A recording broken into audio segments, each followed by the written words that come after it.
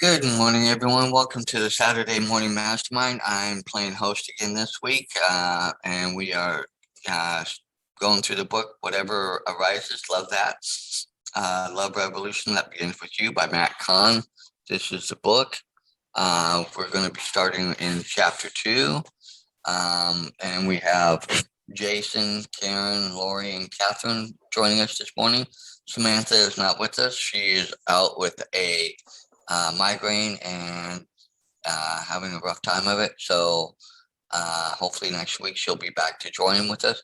And I'll let you guys jump out and introduce yourselves, and then we'll get started with reading. If Catherine would start with chapter 2 for us, please. Go ahead and jump out and introduce yourselves. Hey, good morning. Good morning. It's Jason from Tampa, Florida. Great to be here. Glad to see everyone, and happy Saturday morning. Lori Emmons in Denver, and it's always good to be here.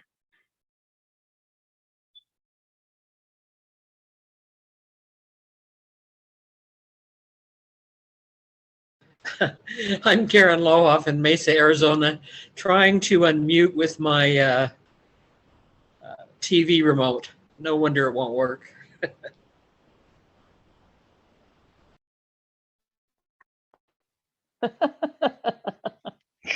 This is Catherine Clement, and I'm going to get started here. Well, first of all, sending Samantha lots of love.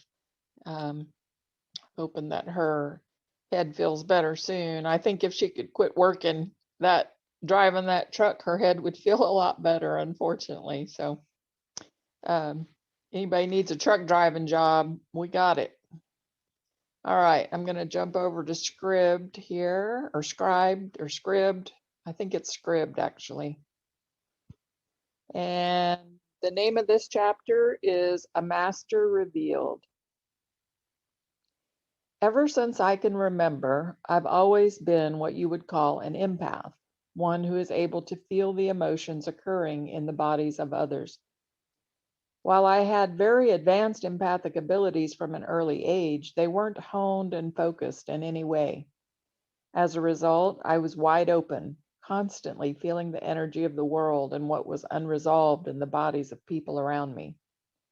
On a regular basis, I had the innocent understanding that what I felt emotionally in another person was actually their opinion of me. This led me to spending the majority of my childhood trying to cheer everyone up. For so many years, I thought changing how someone felt would allow them to like me, even though I was already well liked and could never quite accept it. Despite everyone's efforts to offer approval and validate my existence, I couldn't truly accept that I was liked by others. This was due to a mixture of feelings I felt around people and how contrary this seemed to the words they spoke. I remember being around children and even adults who actually smiled at me, yet I always felt so much anger and sadness within them. I would often think, am I the cause for their sadness? Are they angry with me? Did I do something to upset them? Throughout my childhood, "Are you mad at me?" became the most common question I would ask. Of course, many years later, I would come to learn I was intuitively picking up on layers of emotional debris in the other person's energy field. Just like many energetically sensitive children, I spent the first phase of my life caught in a cycle of vibrational codependency. I felt everyone else's experience and couldn't relax in my body until everyone around me was more at ease. It was an exhausting way to live, and yet I seemed to be a kid on a mission. For some reason, it felt more important to help others feel better and contemplate the mysteries of the universe than anything else the world had to offer. While I was raised in a very loving family and had a wonderful childhood in many respects, I was very much an adult in a child's body. The frenetic energy of other children was often too much for me to handle. I always preferred a playground where I was the only child there. As soon as a band of wild kids invaded the swing set, it was my cue to leave. Looking back, I was frightened by the energy I felt within them and intimidated by how rough they played. My kind of fun was much more passive. I loved dancing in the joy of imagination and talking with adults. Anytime adults spoke about the deeper aspects of life, I felt the energy in the room shift into a more expansive state. I didn't know what was happening, but I liked how it felt. This attracted me to anything that caused such a shift to occur. It seemed as if the expansion of energy allowed me to feel relaxed in a way that was so often missing from my life. Whenever I was able to feel this profound depth of relaxation, I was no longer overwhelmed with other people's feelings or in need of making anyone feel better. An empathic under. Do you want to stop there? Um, I'm not sure because I don't. Yeah. Let's go ahead and go to the next one, and then maybe take these two little sections together because I've already got thoughts on this first one. So, but yeah, go ahead and let's do this second little section. Okay. An empathic misunderstanding. These spontaneous expansions of energy became the first of many unexplainable mystical experiences that I encountered. Like so many naturally intuitive children, I was open and receptive to the higher realms of the universe, without knowing them to be anything other than how life is. Once I began talking about my experiences, I was amazed to learn how unique they were. This confused and astounded me to no end. How was it possible that everyone else wasn't able to feel and see what I was feeling and seeing so clearly? I share this with you because perhaps you too are empathic and on a similar journey. It can be painful, overwhelming, and confusing not to know how to make your way through a world where you might be inundated by the emotional heaviness of others and distracted by the patterns that other people are resolving within themselves. As empathic beings, we often feel the emotional barriers in the hearts of our friends and family members, but misunderstand it as proof of a lack of love towards us. This can lead to feeling as if we must not be worthy enough for love. It can also lead to believing that maybe we haven't worked hard enough to earn their approval. Of course, what we are innocently doing is blaming ourselves for other people's experiences. In many instances, all we know is, I don't feel what I wish to feel, and I'm going to do everything in my power to free the people around me of their burdens so there's nothing in the way of them loving me the way I want to be loved. When we feel affected by other people's burdens or limited by what others can't provide us, this can serve as a reminder that we deserve more love, not less. Thank you, Catherine. Let's go ahead and stop here for a little bit. This is, and I hadn't been able to get in and start reading this chapter yet. I was lucky I was able to read the whole first chapter before we even started. But in reading this, I'll be honest, this kind of like, wow, was a little bit of a eye opener for me because I don't think I'm at your level, Catherine, of feeling things and understanding things, but I do really resonate with this when I get around people and in a room with a lot of people, or even like when I'm out Ubering, I'll be in a fine, great mood, but somebody gets in, I can just feel and sense sometimes, and it just kind of, it brings me down and I kind of just match that mood. It's weird. And then I don't really say much. I'm not really talkative. It's just weird how and other times I just, and this book in some ways, I always want to try and fix and help the other person, help them see what they're not seeing. But yet a lot of times I don't know how, or I don't say the right thing sometimes. And it's kind of really inundates me. And then when I get home, I'm just like, okay, I need to just chill out and zone out. And I think about a lot of things of the day, or my mind just goes on and on and on. And it's just interesting what it's saying in these two little sections. And I'm still don't know how always to process it for me, I think.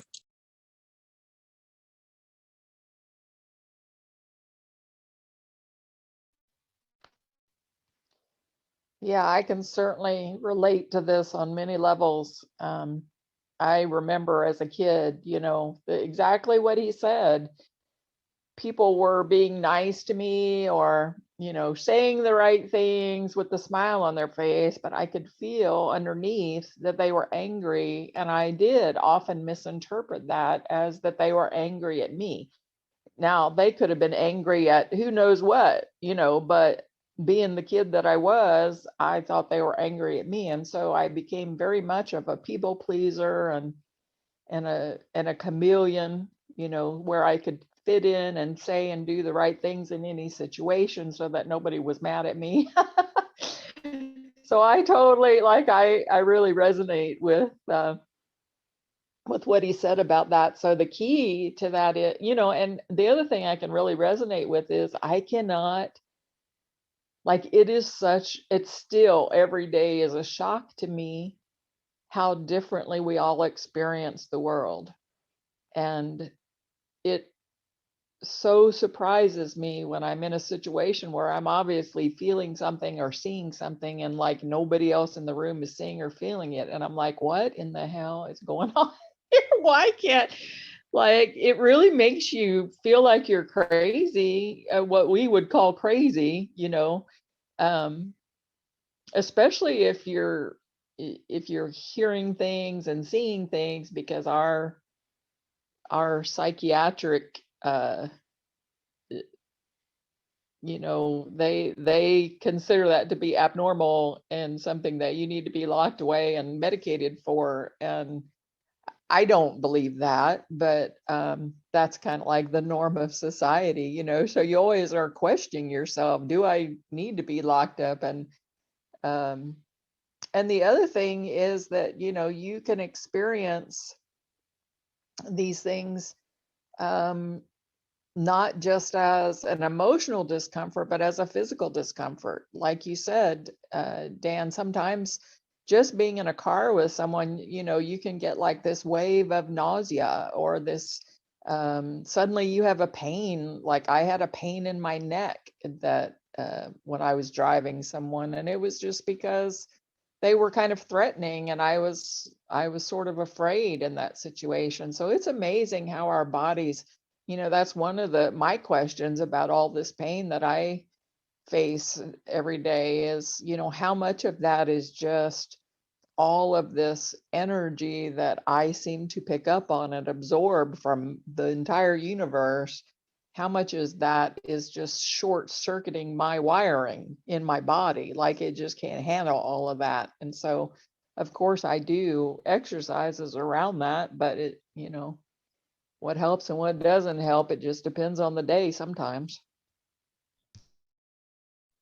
Yeah, I can totally understand that. And just reading this, putting things into words that have baffled me my entire life is just, I'm loving this book. But what is locating where this is in your body when you're identifying something, and okay, where is it residing in my body? And then I started thinking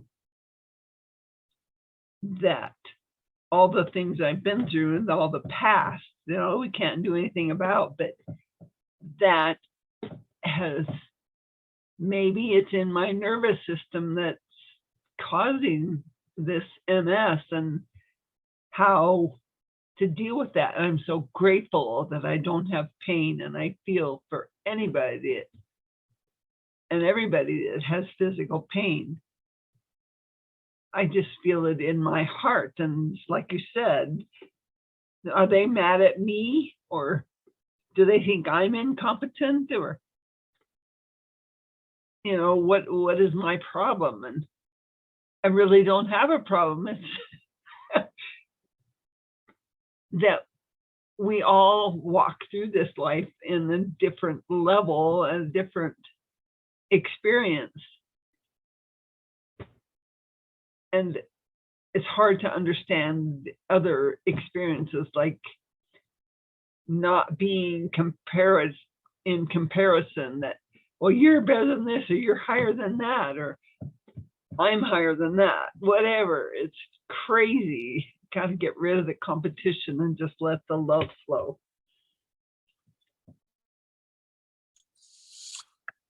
Yeah, going back to a lot of what we've learned in, some of the other books and things, about the vibrational energy and stuff, which makes sense that the energy and everything that we put out, I think we all feel it in some way, shape, form. Other people, a lot of people don't understand it or realize it. And even I, for a lot of years, didn't get it. But I admit, going back, well, even now, still in my adult life, I am still a people pleaser. I like try and make, because, when I get around and get in those situations and I start feeling and I tend to feel like, okay, I feel the different tensions, I guess, or I don't even know how to put it into words. Then, but yeah, I do internalize a lot of it, even still, and then I get into that, like, well, what did I do wrong, or what haven't I done right, or this, that, or the other thing, and it might not be that I've done anything at all, and they have no clue, and then sometimes I might say something or do something, and then they kind of look at me kind of like weird and like, like, where did you get that from? Or how come, and it's just weird for me sometimes because I don't always know how to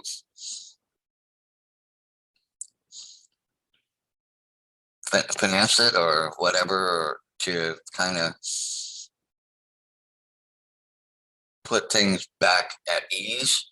And I sometimes feel like I make it worse then sometimes because I do say something thinking I'm trying to help, and then it doesn't really help sometimes.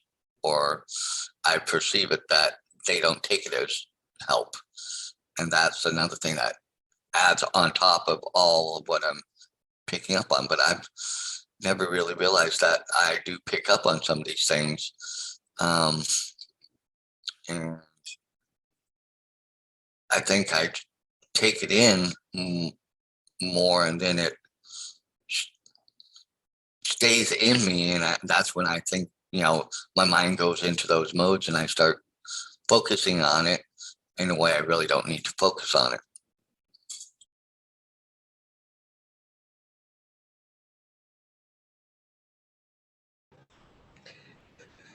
Lori said something that reminded me of something that all of you here may be really sick of hearing from me, but I feel like it's for me a real treasure that helps me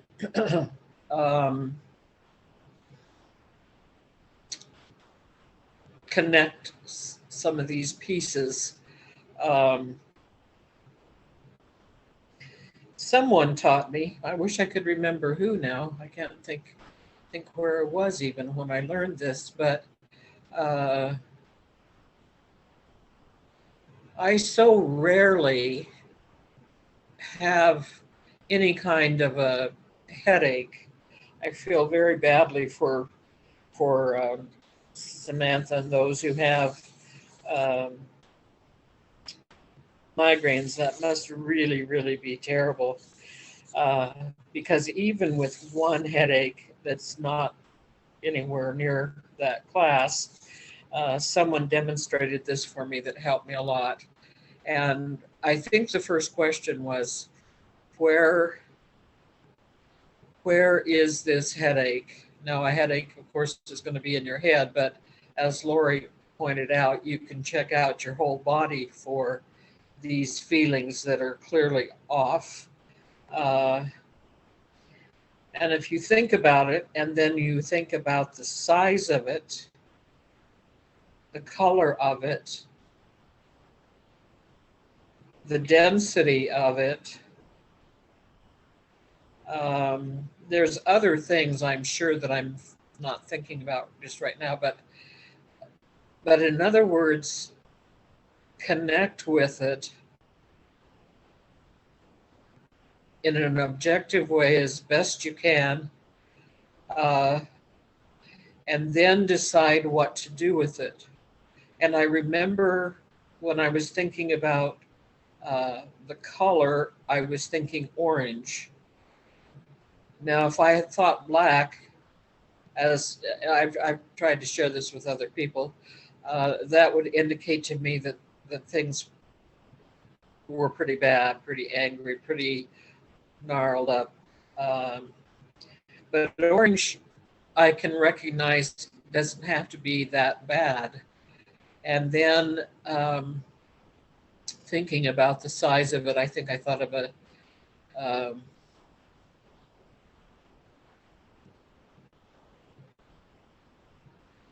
well, I can't think of the name of it, but it's a little hard ball that you play in an indoor court with the racket. Well, not me.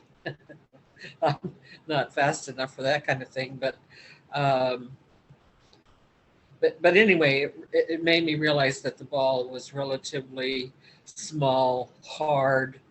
Uh, I could kind of get the substance of it, that kind of thing. Once you go through a number of questions and you really get it fairly clear in your mind what you're dealing with, then you can think about things, if you want to, about how to get rid of that. And with someone that I did this with, they were thinking that the density was like like cotton candy, that you could pull apart and it became less and less dense. And we decided to blow that out through the ear. And that was successful. Now, sometimes you're going to want to get rid of something. Sometimes you're just going to want to relate it to another time, another experience, another person. But asking these kinds of questions can allow you to be better acquainted with what's going on. And I always find, if I know what's going on, that I can handle things better. And it has served me well to learn what kinds of questions I can ask myself to get there. I hope that maybe this can help somebody else.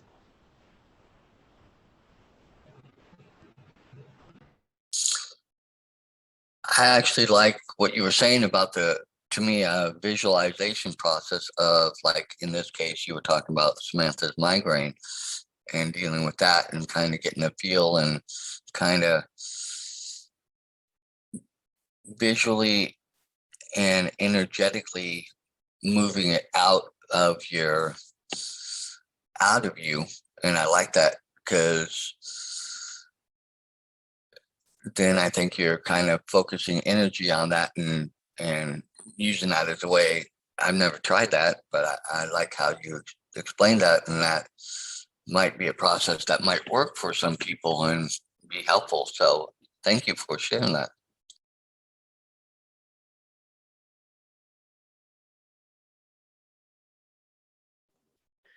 Hearing about the experience that empaths have really amazes me.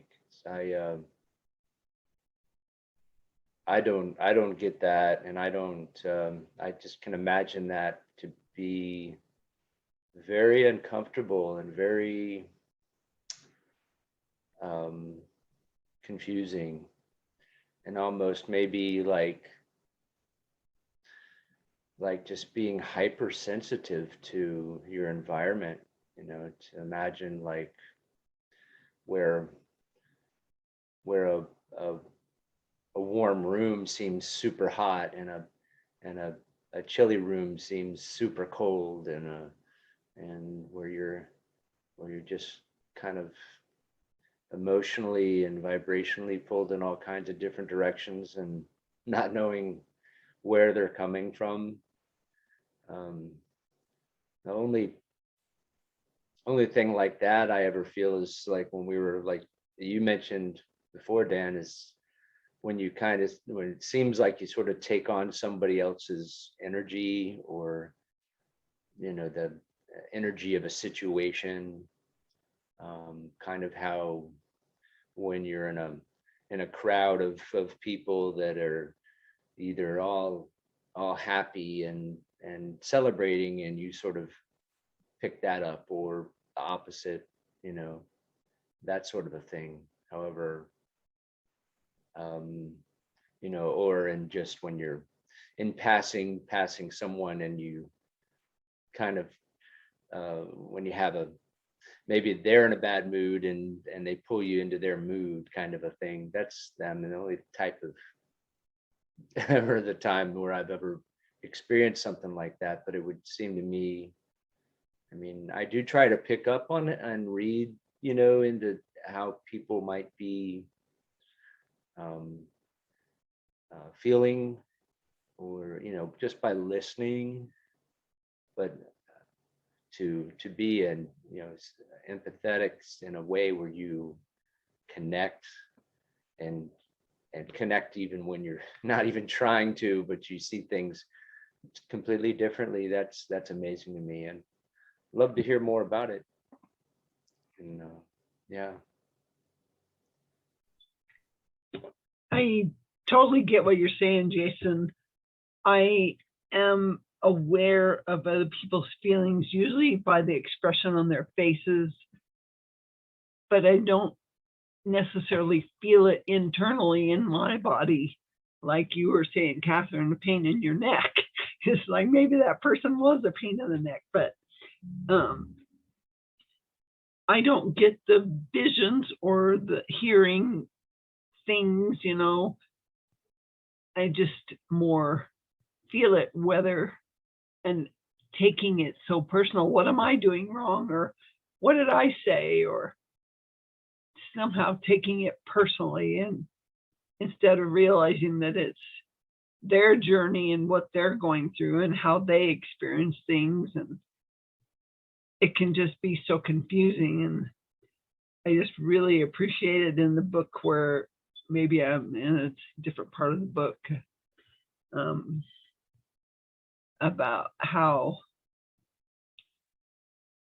it's easy to experience love when your partner is giving you compliments, or that type of thing, but how to recognize love and give it freely, without having that, oh, you're so beautiful, or whatever compliment or gift that you were given. Just to experience and know love in its purest form. It's just so different to me. I don't know how people experience seeing visions or hearing voices or whatever. It's just be too scary to me how we're all on different journeys, and just gotta love it all. Yeah, I think I'm kind of in the middle of you, Lori, and Catherine, because there are times where I'm kind of oblivious to things, and I'm in my own world, and I'm doing my thing and kind of dealing with my own problems. So I think then I'm not so open to things, and it's when I'm really just kind of, things seem to be okay and stuff, and then I get around people who are out, and I can be a little more, I guess, open, because I'm just not really focused on anything of I'm going through. And that's when I can sense or feel or a change in my mood or my sense or something, depending on sometimes what's going on around me. And I think I'm more in tune with children than I am more with adults. I can really empathize and really feel a lot of what they're feeling. I think a lot of times because, and maybe it's because I love kids so much and I do, appreciate their innocence and their pureness, so to speak, that, and I think, because of their situations, a lot of times they don't know how to vocalize or say, or they just act out. And I think I can pick up on that more. And then if I'm in a situation where something really, really strong, it tends to affect me a little bit more than even with adults than if it's, but there are times where I literally have, been out and about and just gotten, and I don't even know sometimes where it's coming from, who it's coming from, or where it's coming from. But I will go from being in the best and greatest mood, and it just turns really, and for lack of a better term, turns kind of dark for me. And it just really permeates me and just kind of, and then and then I tend to focus on that energy and, well, what's wrong? Why am I feeling this? Or where's it coming from? Or what is it about? And sometimes I can find who it's coming from if it's more in a smaller group or something. But a lot of times I've been unaware of this most of my adult life. It's been more because over the last few years we've gone through different books and different things, and it's opening me up a little bit more, that I feel I sense it a little bit more. But I'll be honest, it also scares me too, because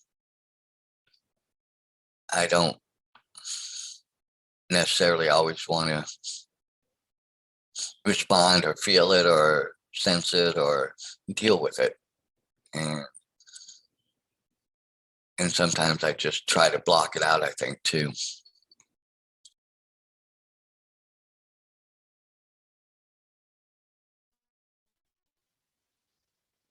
Yeah, and the thing about it is, it could be like when you're trying to figure out where it's coming from, it might not be a person. It could be an object that you're next to. It can be the ground that you're standing on. Like sometimes you'll pick up on or at least I do pick up on things that are just ancient.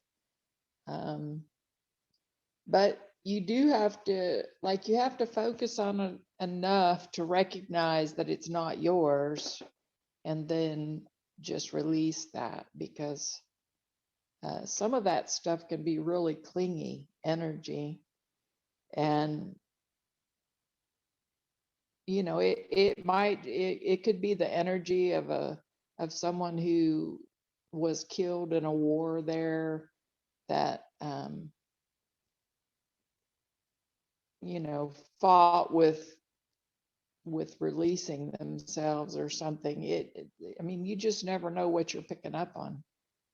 I pick up on a lot of hangings when I drive under bridges that are appropriate, that are like that kind of a setup. You and stuff on railroad tracks, and when you're driving, you're in the desert, so you're not driving next to a river, but you've got so many people in that area, plus just the history of the area that you're in. Like, there's no telling what you're picking up on. But the key is to just recognize that that's not mine, and release it. Or sometimes I'll ask, is there something I need to help with here? Because there have been situations where I was basically guided to clear an area of this negative energy. And that was like a buildup. It was this road next to a river. And it was a buildup of negative because a little girl had been killed on that road. And like everybody knew it. And as everybody drove up and down that road, that's what they were thinking of. And it got to be such thick energy. Like it was really hard to describe. You have to be able to, it'll happen and you'll understand, or it has happened to you and you'll understand. But then, you're guided to just clear that, to really just flow light and love is through that space. And it's amazing how the feeling of that space will change after you do that. So yeah, but it is, I wouldn't say it's frightening to me at this point because I'm just so used to it because I've been this way my whole life, but it is startling sometimes. I want to say, I wouldn't say frightening, but it can be startling because things just come out of the blue, and like you said, and it's but it's just part of being us, and recognizing that everything is connected.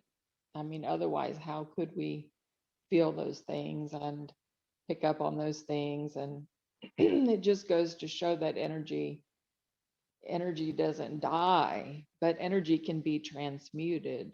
So we have to just, if we come across things that are stuck, we have to just try to transmute that. It's a strange and it's a really strange experience at times, but I think everybody has, certain aspects of it, and or they may have things that they just haven't tried and experienced. Like, have you ever tried using um oh, what are they called, the sticks that you divine for water, underground water? I forget what they're called, but most people have never picked up a pair and tried to use them. If they did, they might be quite surprised. Lori, I see you unmuted. Have you done that? No, divining rod. Oh, thank you. Thank you. Divining rods. Yeah, I mean, I would have never guessed that I could use divining rods, but I got some and I can. So, and I bet you there's a lot of people out there that can, but we don't even try some of these experiences. Like, people will listen to music and they'll love the music, and it will heal their soul as they're listening to it, basically. And then they'll say to themselves, oh, how beautiful, all those instruments, but I could never do that. But have you ever picked up an instrument and tried? And if you did try, did you try long enough? I mean, most people can do whatever they set their mind to do. There are truly gifted people, don't get me wrong. There are people that are almost, to me, it's like they're reincarnated other masters who have been here, and now these people almost come back as a reincarnation of that same soul, continuing on to bring that gift in. But most people can do a lot more than they think they can. They just haven't tried yet. That's interesting, a little bit of what you were saying, because 2 points that I just thought of, and it kind of now makes a little bit of sense, and I understand it now, and it because of my faith and what I believe, and I believe that God, and for me, God, but infinite intelligence, the universe, however, if somebody wants to look at it.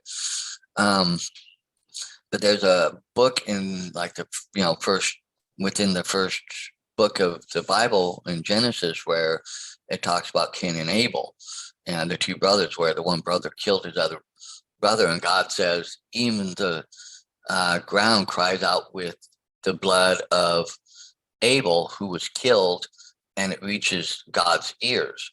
And what you were saying about some of that, and some of that energy, crying out, and it kind of now makes a little better sense to me in how energy is energy, and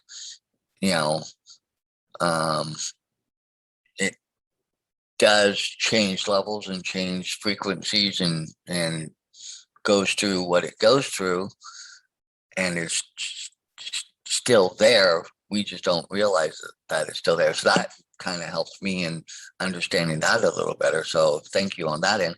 And then, like I've always said, music is my go-to, my thing that I go to, that kind of helps me, I guess, release a lot of what I'm needing to release. And but also putting back in what I think I need to kind of put back into it. I find it a way of recalibrating myself, I guess, so to speak. But I did play an instrument. I played the violin, and I love the violin. And for me, that's one of the, a beautiful instrument. And when I hear it and hear, the high notes, but then the low notes and, everything, and it's so rich and comforting. And I usually can hear it in just about anything I'm listening to, and I'm drawn to it, and I like it.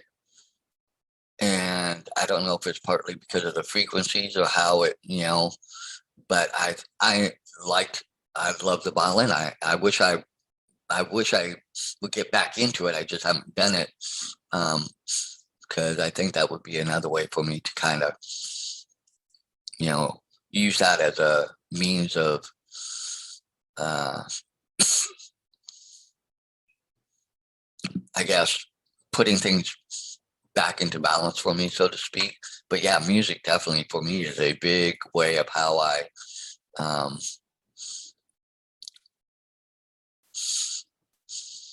soothing. I don't know what the word is. I'm trying to, it just is my go-to place when I really need it.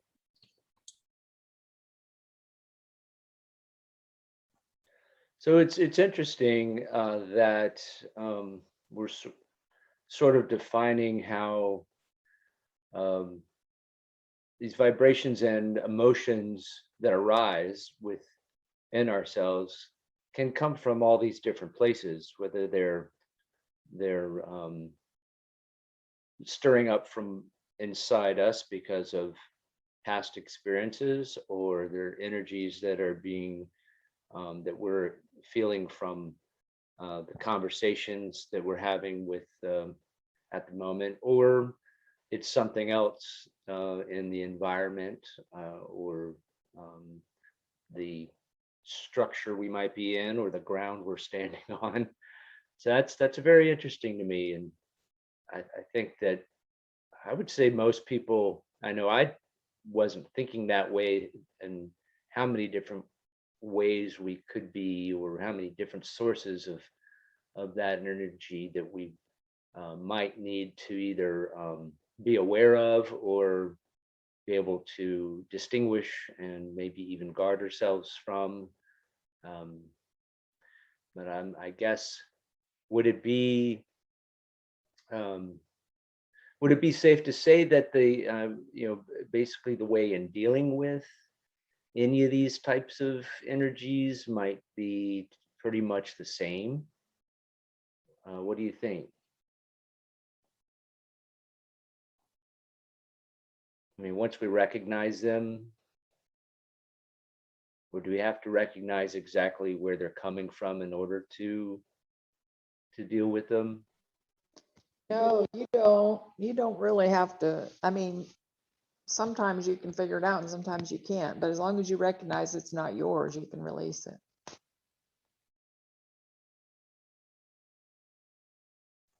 Okay. I mean, I'm also thinking, as we were mentioning about how to focus on it, and where in some readings they have mentioned about how, like, where your thoughts go, your energy flows, kind of a thing, and how doing that might um, even as you were saying, Catherine, I believe, where you talking about that road where people were thinking about the girl that passed, and how that increased the energy of that, that thick, I guess, negative energy, or whatever. That in thinking about it, that in focusing on it, that we could somehow have the opposite effect of what we want. So I guess there may be some definite technique involved with really wanting to um, uh, reduce whatever it is, or maybe increase it so we could understand it more, or have a definite purpose to what we're trying to do with it. And then again, as we spoke in the beginning of the book, being able to do it all on the fly real quickly so we can you know be effective in our lives is also important. So it just seems like a lot, but it's Sign me pretty up for that class. interesting. Yeah. Well, interesting thought though, Jason, because I think there are tools and things that we can obviously use and that can help, but I don't know, I may be off base on how I'm thinking of this, but I think also we all have to find our own best way of what works best for us too, maybe within using some of those tools, because once again, even though there's the different levels of the energy and the stuff, I think within ourselves, we have to find out what works best for ourselves too. So that way, in processing it through, and I think that's part of the thing is learning to process it through. So that way, when it's released back out, hopefully it's released back out in a positive way. So that way we're putting that positive back out in love and understanding and as peer love to the world around us. So that way we're hopefully ultimately lifting and uplifting those around us, not dragging them down.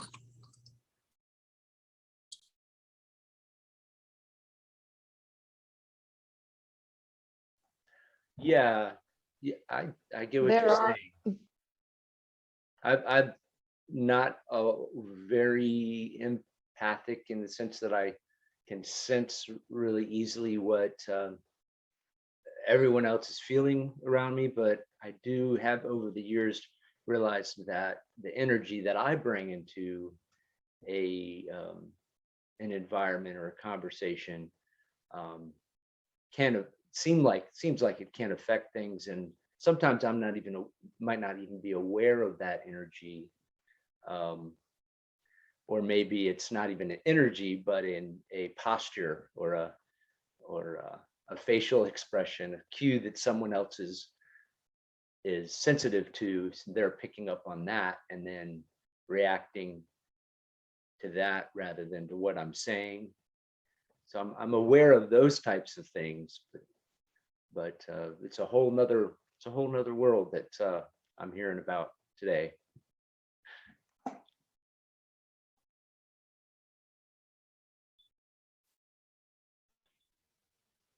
I'm just there learning. are, Oh, sorry, Catherine, you were waiting. Go.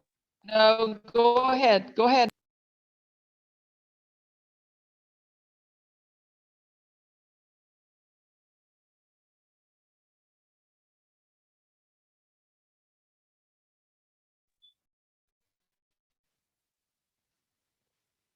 Go ahead. I was waiting for you because you started it when Jason was talking. So you go, and I forgot what I was going to say.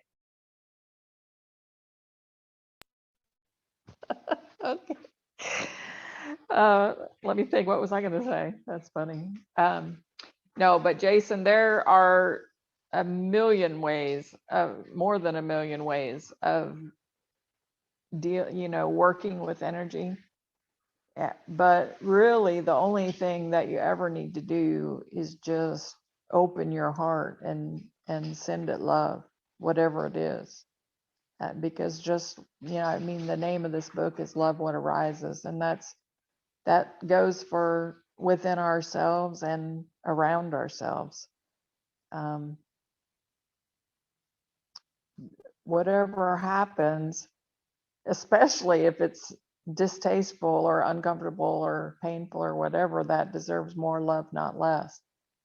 So, and that's the same thing with energy. It's just like Dr. Emoto's, research with water and praying over water, or exposing water to language of hate and, different, what we would consider bad things. How when they froze that water and it turned into crystals, the difference in the crystals was just mind blowing. I mean, that his work was just mind blowing. And to think that we are almost entirely water, and there's so much water around us, and everybody relies on water to live, and just all the just the stuff that can be encoded in the water that you're drinking is crazy.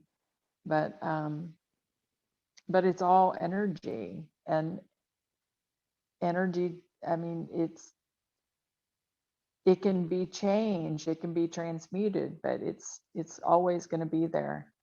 But the frequency of love, if you can open your heart to whatever your wherever your higher guidance comes from, if you can open your heart to that and then send that like a wave towards, just imagine that in your mind, just sending that as a wave, coming from your higher power through you to whatever it is that needs love. It can change things. I mean, I have witnessed miracles and experienced miracles myself, and it's kind of frustrating because, then you always question, well, why can't I experience a miracle about this or about that? But I mean, we have to be grateful that we ever experienced one to begin with, right? So we can't get too greedy, I guess. But it's confusing, because why do some things seem to shift so easily and other things don't? It's a very interesting and complex experience that we're having here, and I learn more every day. So I guess I should hush. It's the top of the hour. Come on, Lori, did you remember? Yeah, I was just going to say that it's such a huge,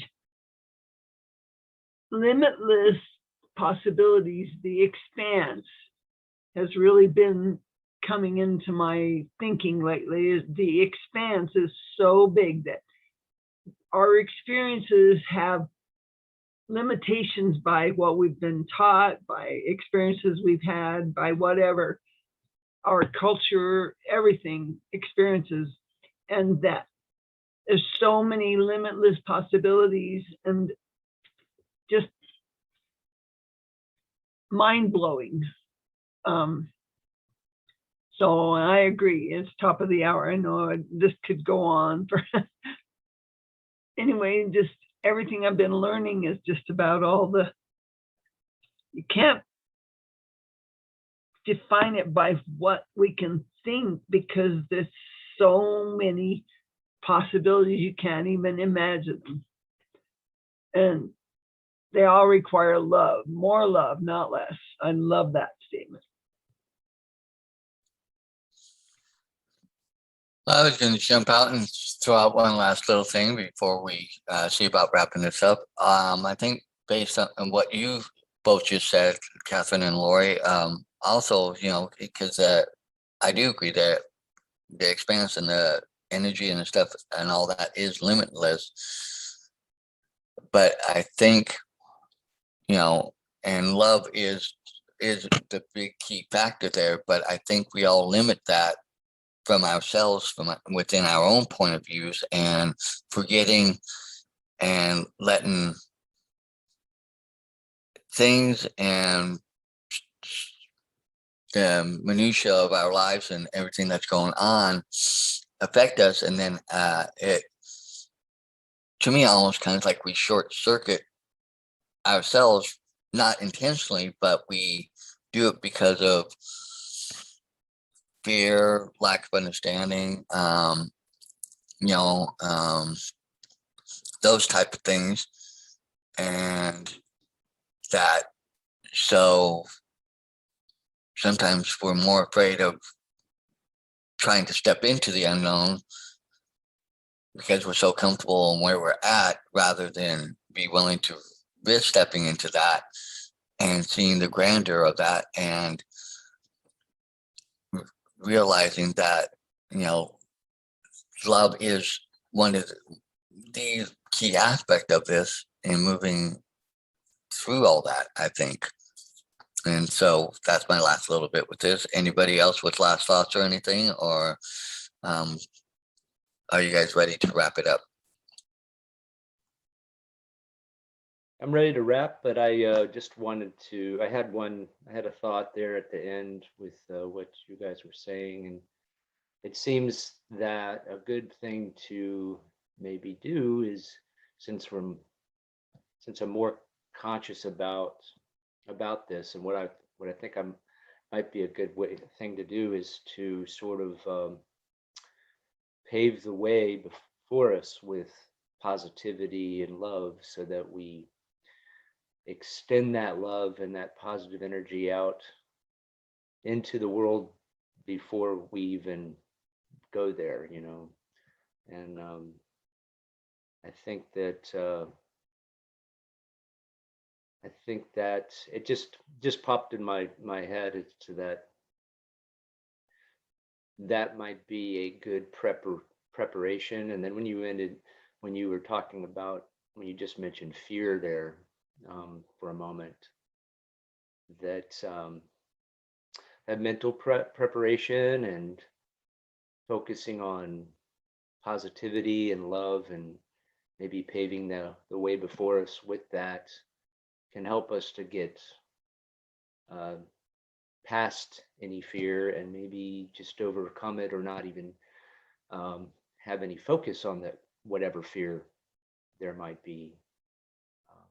At least it might give us a more confidence that the environment we're going into, the boardroom, the meeting room, or the event we have to speak at, or the social experience, or the family gathering that we need to go to, will turn out better, because we're focused more on the positive things that will come from it. So that's all I have. I appreciate being here today. Thank you so much for all of your thoughts.